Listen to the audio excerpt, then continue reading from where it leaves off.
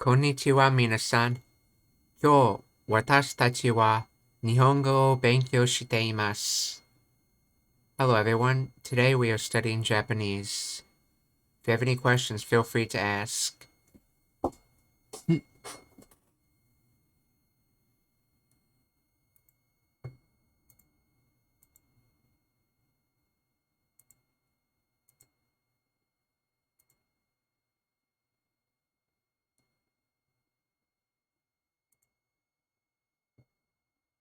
Doing a core lesson, so there's new vocabulary. Ichi, ni, san, yan, go.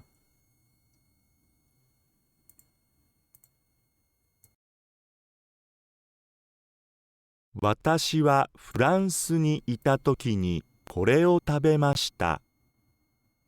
私はフランスにいたときにこれを食べました。私はフランスにいたときにこれを食べました。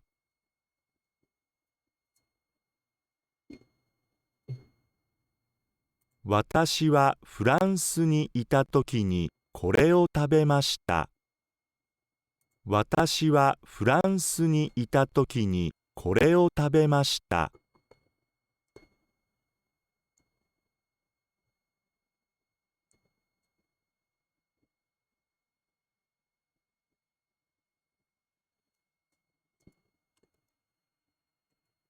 私はフランスにいたときにこれを食べました。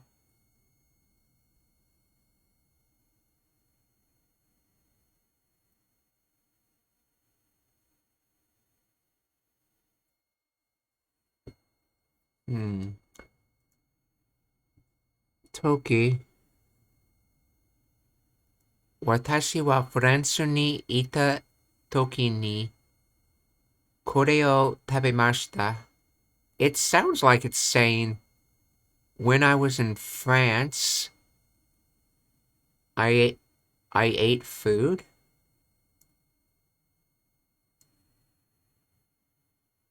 Which doesn't really make sense to be saying in these pictures.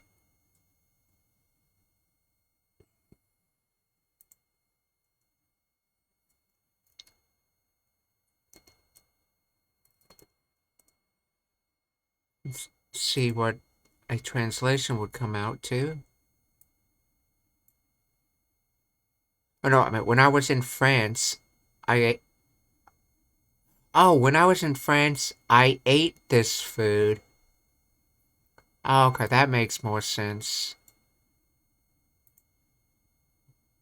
Sorry, because of this part here. Kore. When I was in France, I ate this food. So, 私はフランスにいたときにこれを食べました。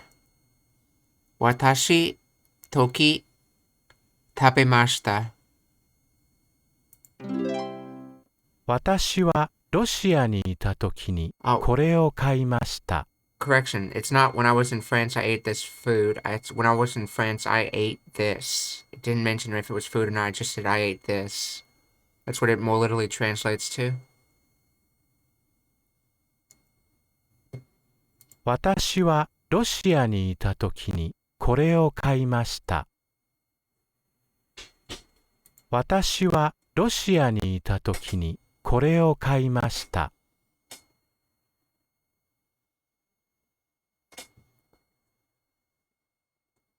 See, the word for where.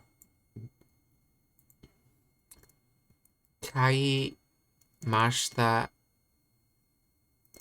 conjugation. 買います Let's see, we'll use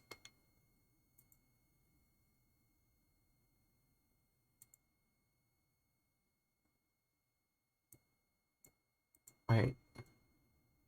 Oh, this is not the same verb I thought it was. It's kaimashita. Okay. I was thinking the word used for where, but I was trying to remember what that was. Boshi. Oh, that's right. That's kabute in the te form. So no, this is something different. Kaimashita. 私はロシアにいたときにこれを買いました。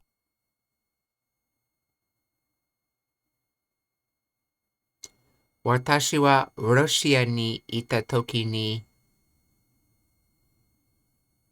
これを買いました。Now remember, ita is the plain or the non-polite form in the present indicative of iru. So, I mean, ita is the past tense. Iru is its present tense non-polite form, and it has the same meaning as saying immerse, and which is basically to exist. So that's why you can take that as to exist. When I was in Russia, when I existed in Russia, and Toki is implying when that the previous statement is true.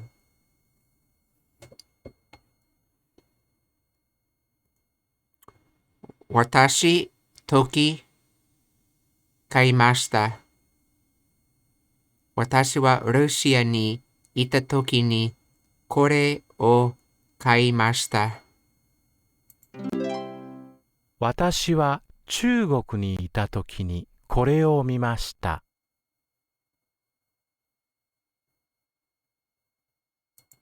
私は中国にいたときにこれを見ました。見ました。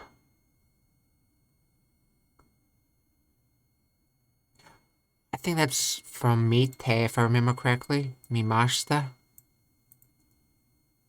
Yes, there's the symbol for Mite, so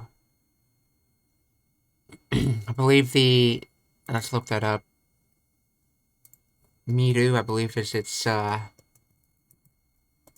base root word.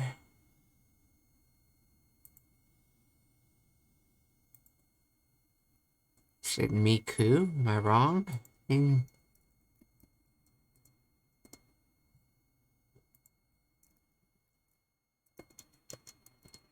Mite conjugation.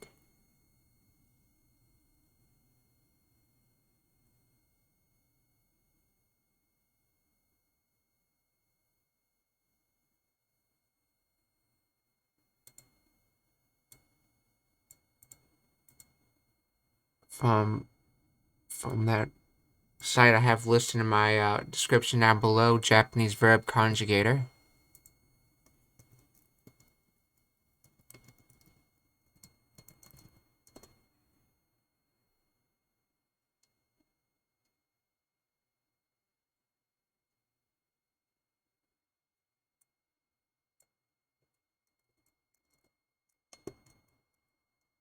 Oh, I think I have one too many T's in its spelling.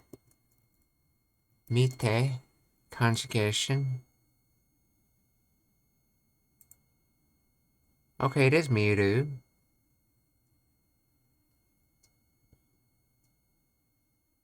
Mite kudasai.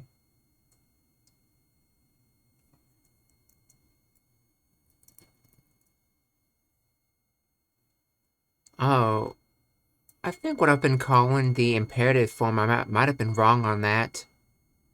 Maybe what I've been calling that is the present progressive form.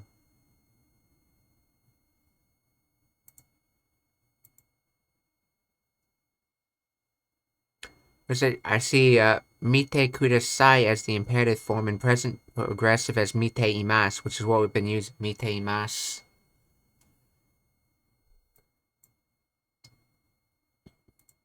Okay, so mimashita is the past indicative polite form of mite.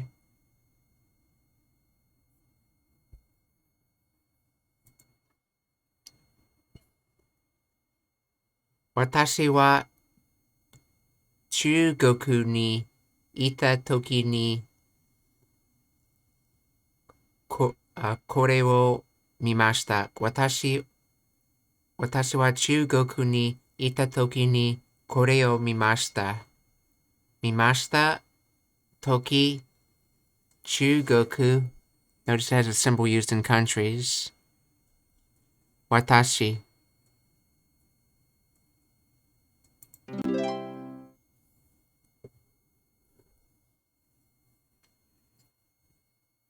私は子供の時にテニスをしました。私は子供の時にテニスをしました。私は子供の時にテニスをしました。私は子供の時にテニスをしました。私は子供の時にテニスをしました。時、子供、私。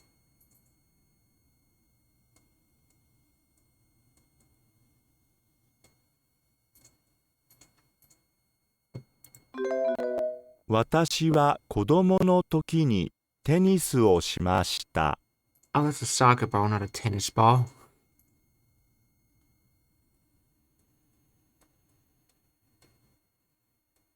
I can't really tell from the trophy, but no other option.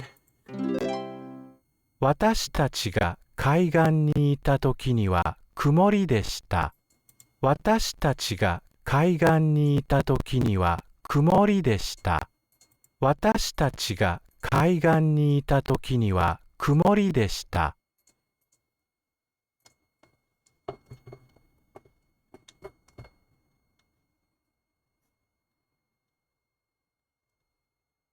私たちが海岸にいた時には曇りでした。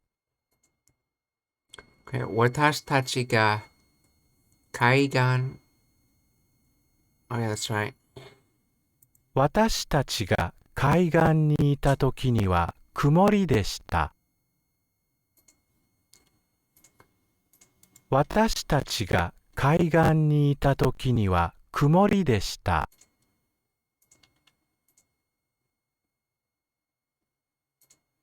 私たちが海岸にいた時には曇りでした。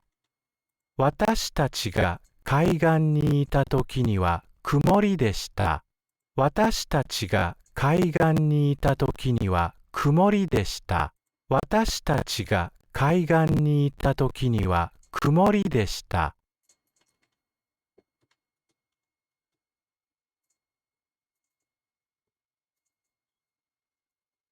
私たちは私たちが海岸私たちが海岸にいたときには曇りでした。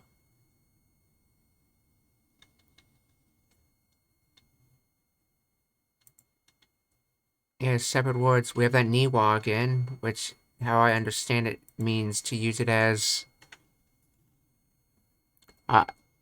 ni as in you're targeting something.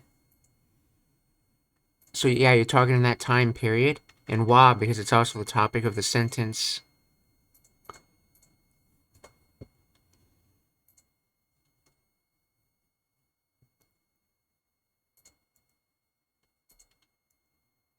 Watashi tachi wa kaigan ni ita toki ni wa kumori deshita.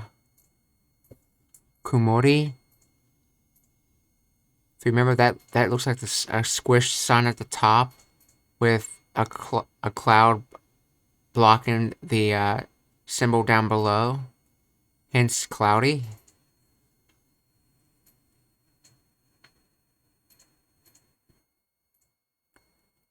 Toki, kaigan, watashi tachi.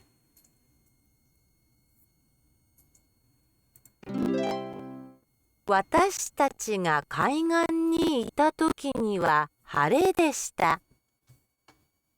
私たちが海岸にいた時には晴れでした。私たちが海岸にいた時には晴れでした。私たちが海岸にいたときには晴れでした。私たちが海岸にいたときには晴れでした。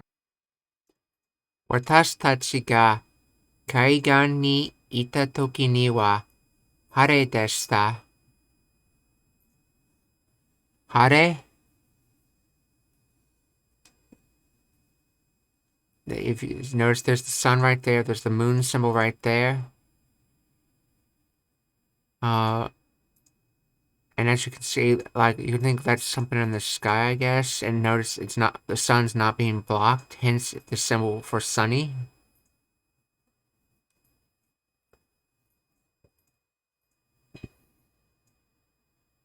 So, hare, toki, kaigan, watashi tachi. 私は子供の時にサッカーをしました。私は子供の時にサッカーをしました。私は子供の時にサッカーをしました。私は、子供の時にサッカーをしました。子供、私、時。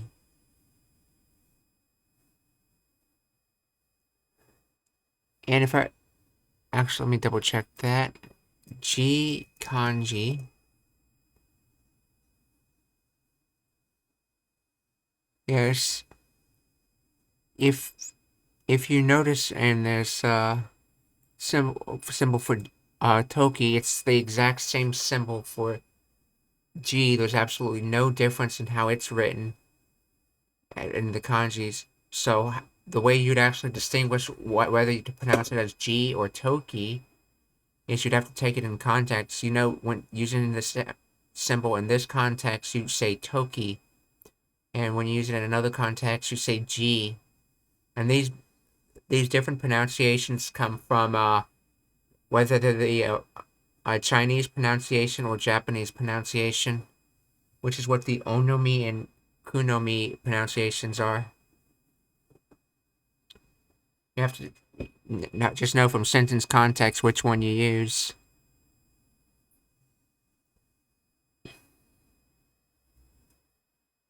So, 私は子供の時にサッカーをしました。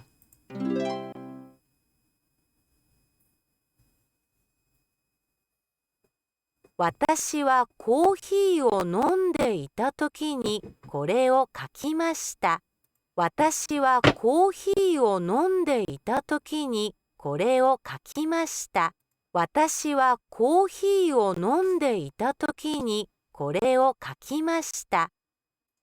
私はコーヒーを飲んでいたときにこれを書きました。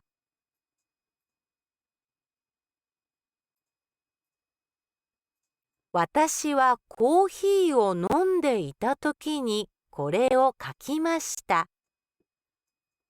私はコーヒーを飲んでいたときにこれを書きました。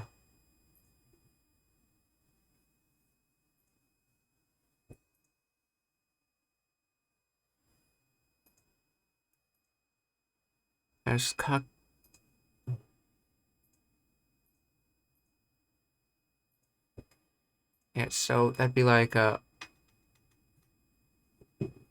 when I was writing, this happened while I was drinking coffee, or what would be a better way to say that in English? Alright, get into the point where you start learning things, you don't bother thinking of an English translation, you just know the meaning.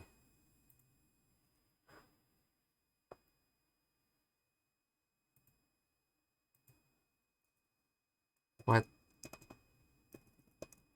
Watashi wa kohi o なんで、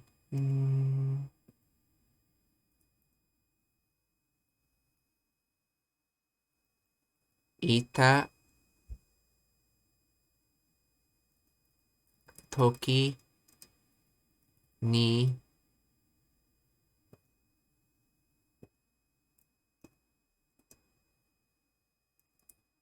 これを書きました。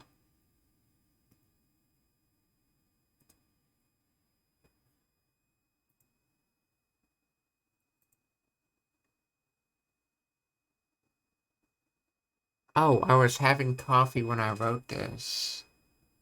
Okay, yeah, that makes a lot more sense.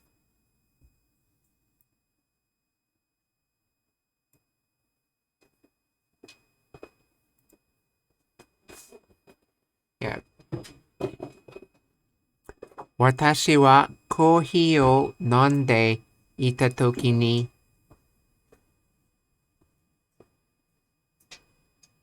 これを書きました。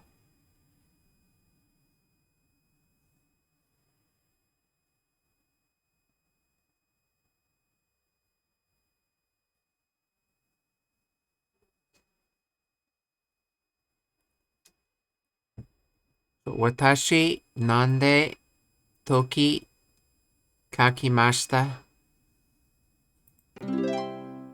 彼が寝ていた時に飛行機は出発しました。彼が寝ていた時に飛行機は出発しました。彼が寝ていた時に飛行機は出発しました。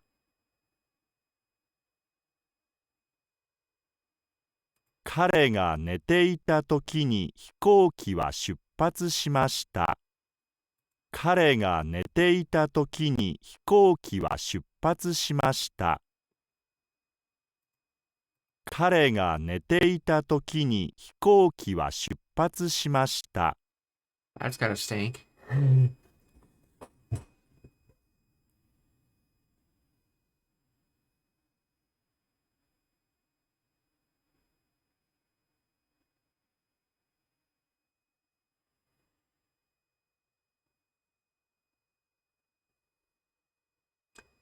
彼が寝ていたときに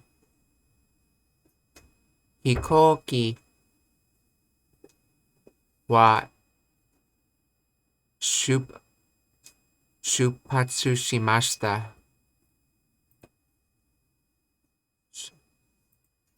So, 出発しました飛行機時寝て彼が寝ていたときに飛行機は出発しました。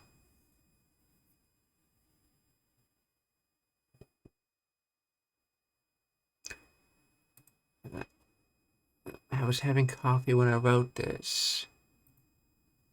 And that would be like, I missed the plane when I was sleeping. Might be better to say, or he missed the plane when he was sleeping. Might be better just to say he was sleeping when he missed the plane. Not sure if there's much of a difference in English in saying it. 彼は金物屋に行った時にはしごを買いました。彼は金物屋に行った時にはしごを買いました。彼は金物屋に行った時にはしごを買いました。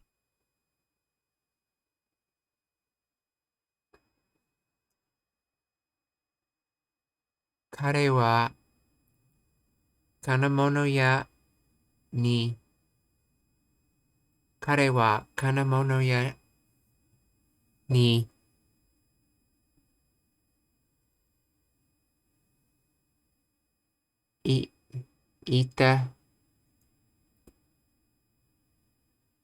いた時 Oh yeah, you see here they use the other they use ita double T as you basically based off of iku, because they're not existing here. They were going somewhere, so you have to use another verb. But you still have the same structure with a toki after it or when after it. The when word. これは金物屋にいたときにはしごを買いました。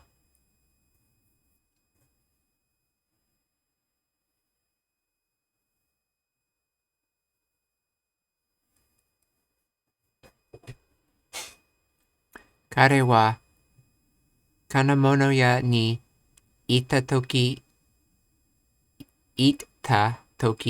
に、彼は金物屋に行ったときに干し具を買いました。行ったとき、彼、金物屋、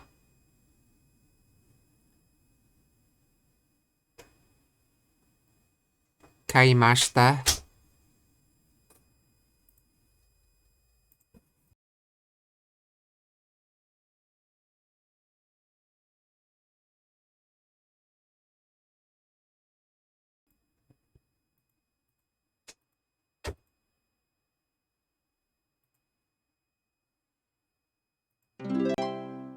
公園にいたときに彼女は私にキスをしました。公園にいたときに彼女は私にキスをしました。公園にいたときに彼女は私にキスをしました。公園にいたときに彼女は私にキスをしました。公園にいたときに彼女は私にキスをしました。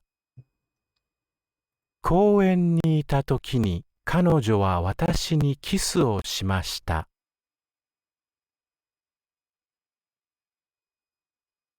公園にいたときに彼女は私にキスをしました。公園にいたときに彼女は私にキスをしました。公園にいたときに彼女は私にキスをしました。公園にいたときに彼女は私にキスをしました。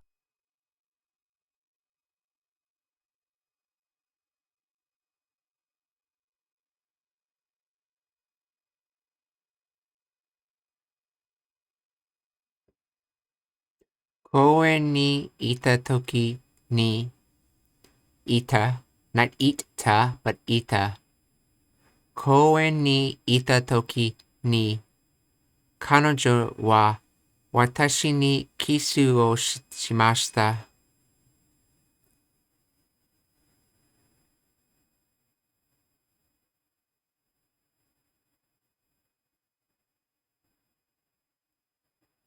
公園、時、彼女、私、キスをしました。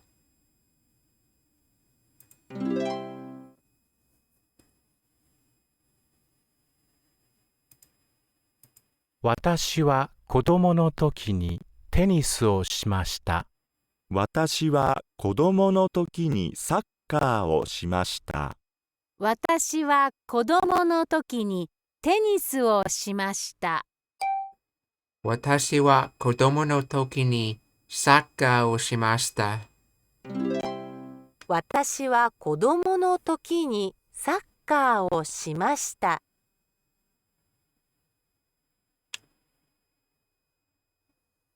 私は駅にいた時にラジオを聞きました。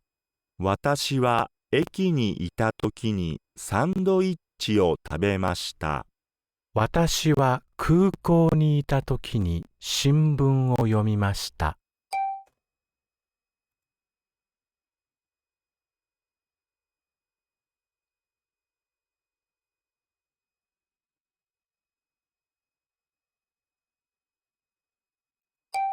私は空港にいた時にサンドイッチを食べました。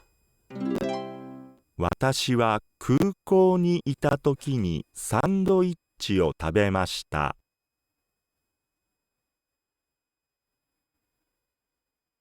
前は病院で仕事をしていました。今は大学で仕事をしています。前は病院で仕事をしていました。今は大学で仕事をしています。前は病院で仕事をしていました。今は大学で仕事をしています。前は病院で仕事をしていました。今は大学で仕事をしています。前は病院で仕事をしていました。今は大学で仕事をしています。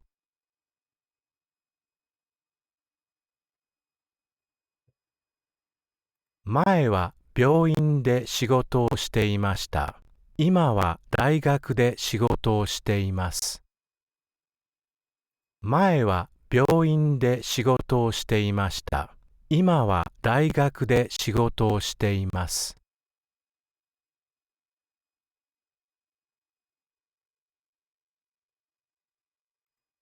前は病院で仕事をしていました。今は大学で仕事をしています。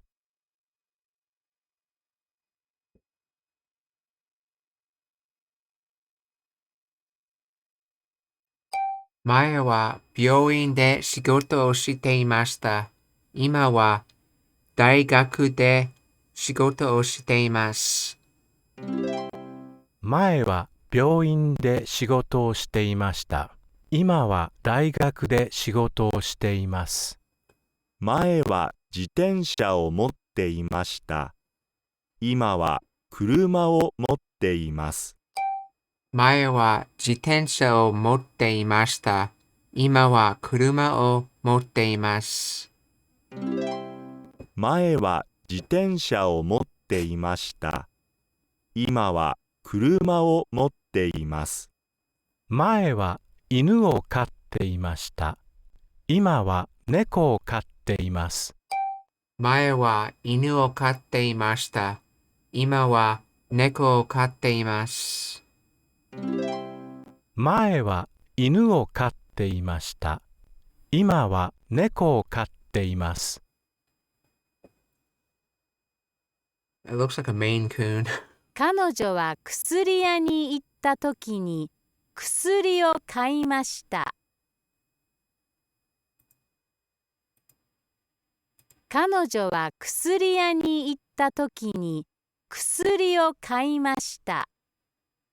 彼女は薬屋に行ったときに薬を買いました。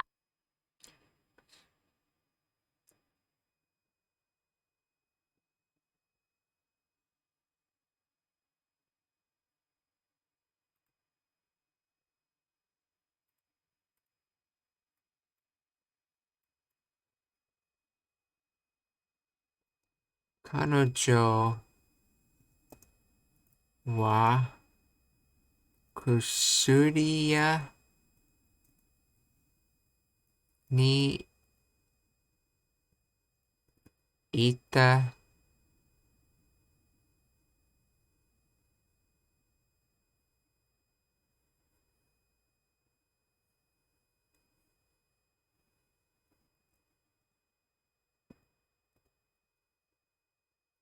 ときに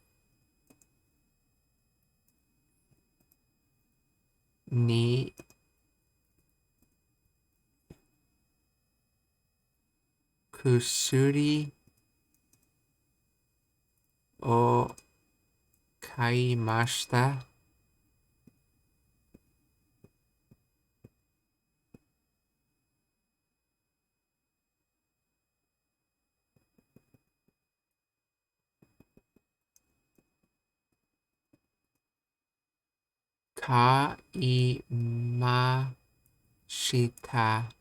買いました。There we go.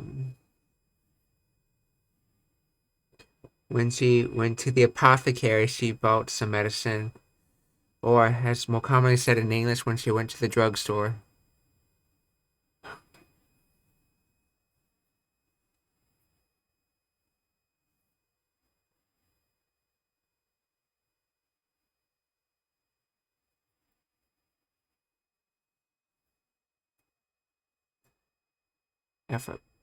Notice it's not ite, it's ita.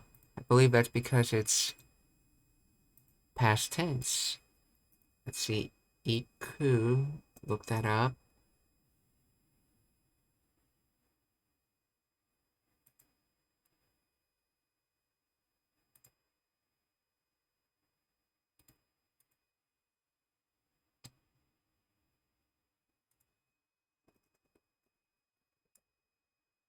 Ita conjugation.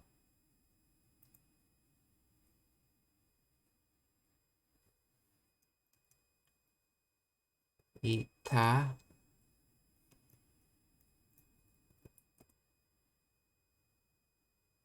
Is past plain indicative. Ita. Oh, so let is considered the. Oh, that's right, because iku is considered the present and plain indicative, and then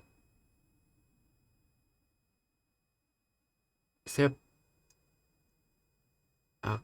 Okay, there's no such thing as a past imperative. Okay, so yeah, ita is the past of the present indicative. Normal, it's not the polite version.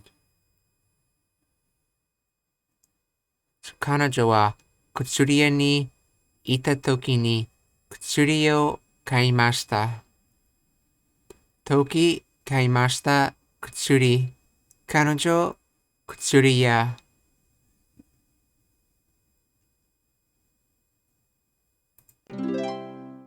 私は本屋に行ったときに辞書を買いました。私は本屋に行ったときに辞書を買いました。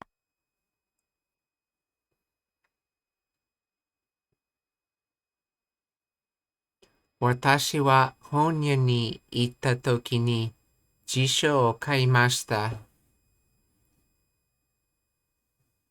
いたとき、本屋、私、辞書. Remember, those are like the tabs of the dictionary that you can flip back and forth between. Hence, going in two separate directions, it looks like, in the symbol. 買いました。私はスーパーに行ったときにリンゴを買いました。私はスーパーに行ったときにリンゴを買いました。私はスーパーに行ったときにリンゴを買いました。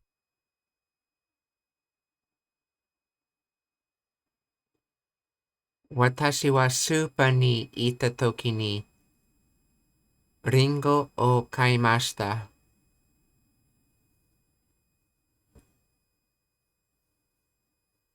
私行ったとき買いました。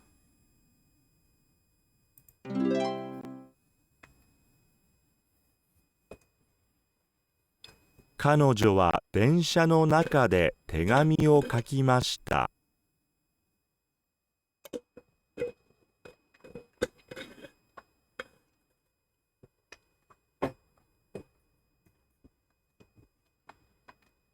彼女は電車の中で手紙を書きました。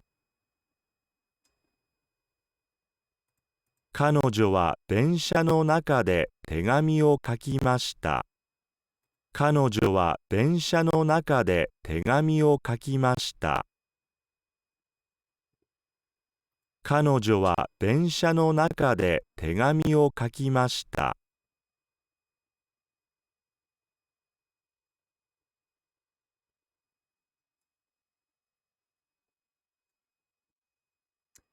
彼女は電車の、彼女は電車の中で手紙を書きました。中、電車、彼女書きました。手紙。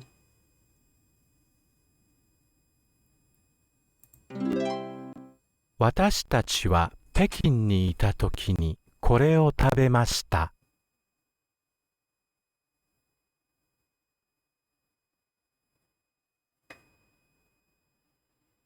私たちは北京にいたときにこれを食べました。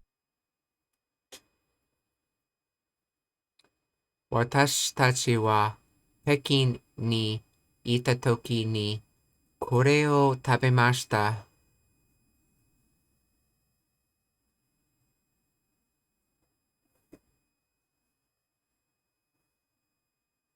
私たち北京時食べました。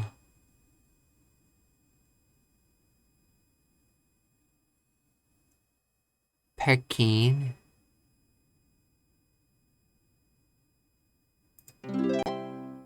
彼らはパリにいたときにこれを買いました。彼らは彼らはパリにいたときにこれを買いました。彼らはパリにいたときにこれを買いました。買いました時彼ら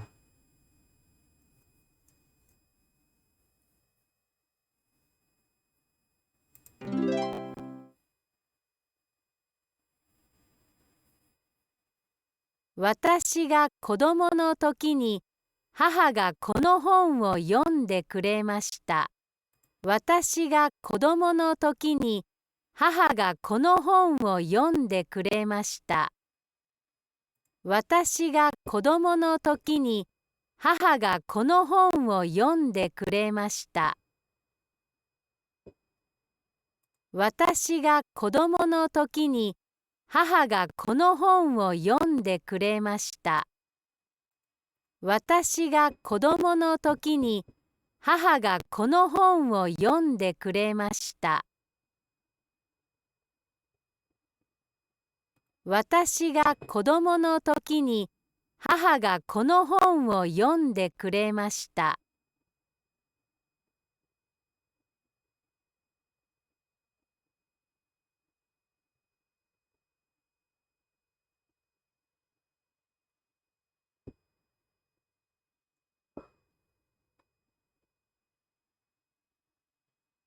私が子供の時に母がこの本を読んでくれました。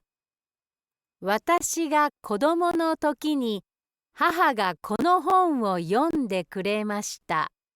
私が子供の時に母がこの本を読んでくれました。私は子供の時にわ私が子供の時に母がこの本を読んでくれました。私が子供の時に母がこの本を読んでくれました。